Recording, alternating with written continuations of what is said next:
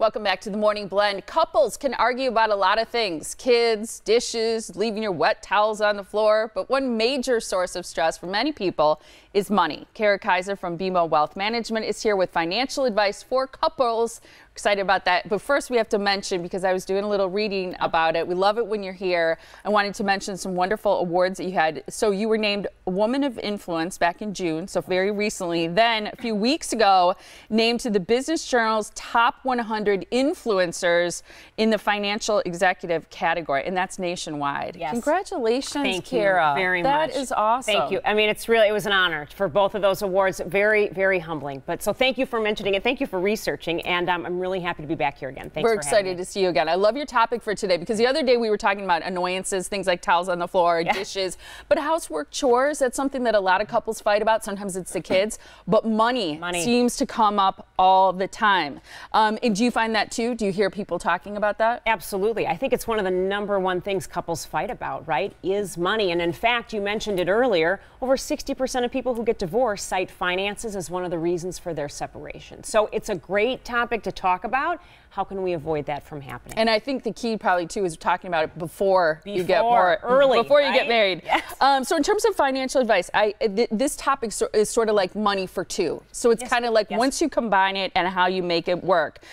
So a lot of people say that they argue about money. We say that you should talk about it before you get married. So what is kind of the first step in your opinion? Sure. Well, and some people talk about, if I'm going to get married, some people think about a prenup, right? So they say, they'll ask me, do I need to do that? And I would say depending on your circumstances. So you don't need to do it, but there might be circumstances that it would be advantageous. Perhaps if you're on your second, third, or more marriages, you want to protect something coming into the marriage, that would be important. Maybe if you're a first-time bride or groom, again, if you're bringing assets to the marriage, that might be an idea. But what I find most with couples is really managing the day-to-day finances, talking about budgeting, saving, spending. I think budgeting is often ignored. People think it's complicated. And I think on the subject of prenup, the thing that's hard to talk about it if you're going to be getting married is that it happens in the event that you get divorced. That's why I think it's hard for people to consider. That's right. But if you don't talk about it earlier, it's going to be a whole lot more difficult to talk about it during. So you've got to flush those things out early to protect yourself moving forward. Let's talk about the other word you mentioned. That's the budget, the B word. A lot of people steer away from this, but this is important, right? It's absolutely important. And it's not complicated. It can be very, very easy. If you look at it very high level, just take maybe a percentage of your income to handle your fixed costs, your variable costs, and your saving, right? Yeah, sort of split up that pie. That's right. So what do you feel is a reasonable breakdown of those different things? You know, many people recommend maybe 50% of your income on your fixed costs. That's going to be housing, that's going to be utilities, food, right? Your variable costs, those things that fluctuate, that's your entertainment. I mean, you want a budget for that so you can go out and have a good time, do the things you want to do. Entertainment, dining, clothes. And then make sure you leave a part of your budget for saving.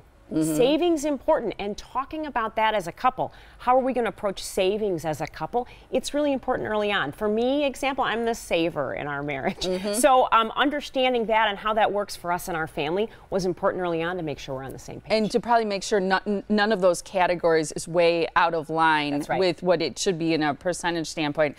I like that you always encourage people to think about donating and giving to charity too. So you've got those different buckets, and that charity should also be one of them. Absolutely. To be philanthropic, if that's what's important to you, build that right into the budget, and then you'll be sure to accomplish all of your goals. Yeah, I like that. What else do you think couples should think about? I think one thing that's often overlooked, especially within a couple, if you've got two people who are working outside the home, they receive employer benefits like health care insurance, and this is about the time of year when that's kind of when you're reviewing that, going into a new calendar year.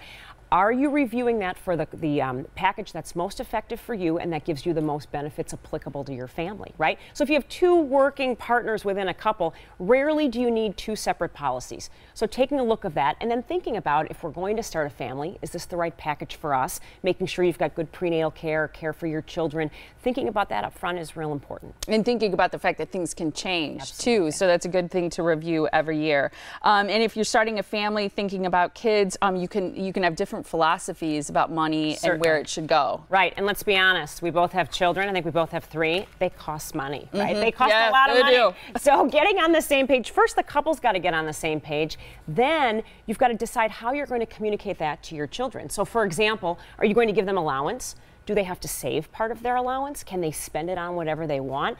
You got to be on the same page, or you know what's going to happen. The kids will play one parent against each other. And I think the fear in that is, I'm not sure anybody's really learning, and I'm not sure that you're then building the fundamentals to help them be financially successful moving forward. And one of the biggest costs is higher education expenses, right? Yes. You're living that right now. So thinking about that early on, making a plan for that. Are the parents going to pay for that? Are there some grandparents in the mix? Do you expect the child to pay for that?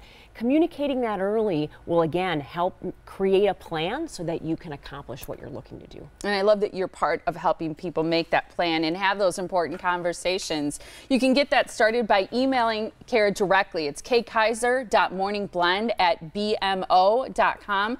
You can also go to the BMO website. It's bmowealthmanagement.com. Always a pleasure seeing you, and congratulations again on your awards. Thank you very much. Thanks for having me.